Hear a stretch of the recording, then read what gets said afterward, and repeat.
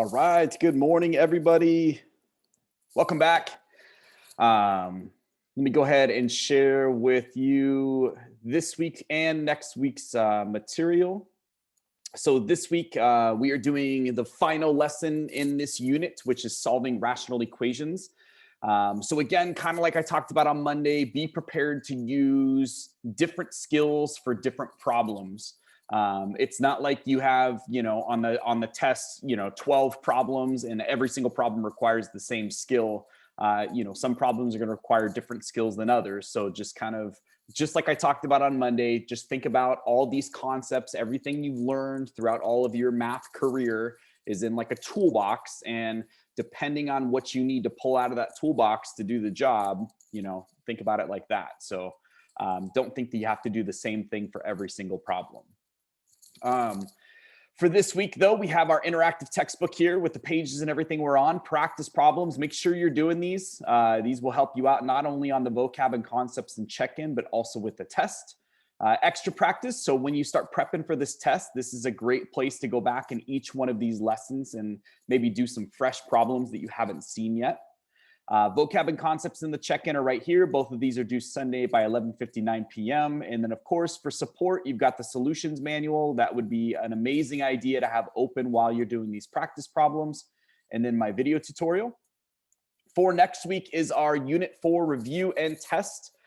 So it works just like all our other ones. And I think our last one had this one exception, but I'll go ahead and cover it anyways. So here's the review. This is straight out of the textbook. I think it's on pages 234 and 235. So it's at the very end of Unit 4. You can use your textbook, or you can just click on this little, that assignment, or I don't know what they want to call that, but this tab right here. And you'd be able to access, I screenshotted those things, so it's in there, so you don't even need your book. The Unit 4 test, so this is open until the 21st, or it's due the 21st. Keep in mind, you've got 2 chances at this assessment for Unit 4. We've got the test and the retest. So if you take the test and you're not happy with your score, go ahead and take the retest. The retest just has a due date of March 28th, which is the next Sunday, because ultimately I'd like you to wrap this up and not have to worry about a test from Unit 4 while we're in the middle of studying for Unit 5, right? So if you take this test this next week and you're not happy with the score, do whatever you have to do to learn the material, and then take that retest as soon as possible. That's the idea. Here's the solutions manual for all the problems that are in that review and in my video tutorial. So I'm going to stop sharing. I got some late people. Questions, comments? Feel free to unmute yourself. That's the best way to go. I think we've talked about that in the past, but some people have not been saying anything, and then I dismiss them from class, and then they're like, I was typing something. So feel free to unmute yourself and just speak up and ask a question. I'd love to hear your voice. When school starts back up within these next few days, are you excited to be back in the classroom? There's good and bads. And a lot of it is teacher stuff, right? So some of it is like the district wants us to, I don't know if everybody knows this, and this is part of my problem with going back, is I don't think the picture about how it's going to look when we go back has been clearly presented to everybody.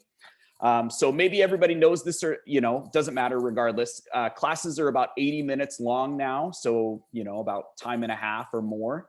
And I'm a firm believer that just more time sitting in your seat doesn't mean more learning is happening, but the district is not.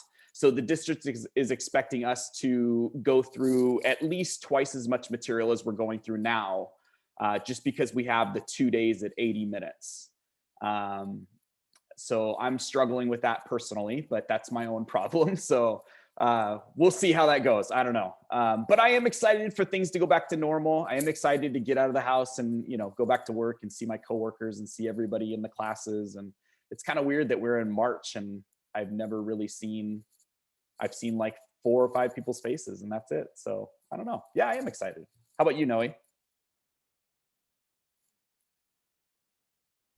I just think it'll be weird how it all like works out because like only certain people go on the certain days that they're going, and it'll be like really quiet and not as big. Yeah. So I looked at my classes and it looks like about on average about a third. So about a third. So, around 10 people or so will be Monday, Tuesday, around, 11 or 12 will be Wednesday, Thursday, and then the rest will be at home. So, yeah, I think Zach made a comment, 80-minute classes. I agree. Like I said, I don't think just because we're in there for 80 minutes that 80 minutes of learning can happen, right? It's like a bucket. You fill up a bucket, eventually it's just going to overflow. Your brain is fried. You can't just keep learning information for 80 minutes.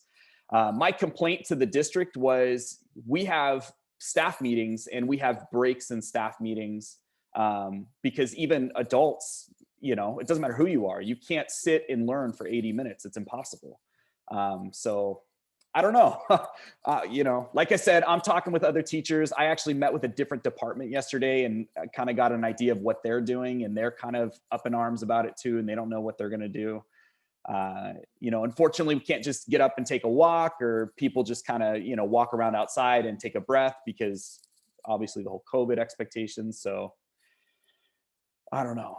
It's going to be different. But one thing I'm really going to be pushing to everybody is if you're in person, if you are, what are they calling it, hybrid, and you come to class 2 days a week, you are more than welcome. They are letting people withdraw from that and move to remote. So go to 100% remote, but not the other way around. So if you're remote, you can't change your schedule to start coming into class because of the schedule. But if you're coming to class and you're like, man, this sucks. Like, it sucks that we can't sit next to our friends at lunch. It sucks that, everybody's monitoring the hallway and you can't leave for restrooms unless, there's all these expectations. It's crazy.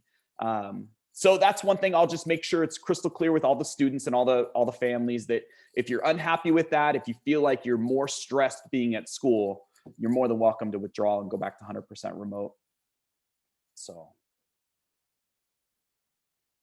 Cool. Well, I got some more chat things. So I'm going to hang in here and read these chat boxes. If you're good to go and you want to start working, take off. If you want to hang back and talk with me, or if you sent me a message in chat, go ahead and hang back with me for a minute. I hope everybody has an awesome weekend, and reach out to me if you need anything. Thank you, Mr. Chapman. Have a good one. See you, Liam. You too, buddy. Have a good rest of your day and week, Mr. Chapman. Thank Bye, you. Noe. You too. Thank you.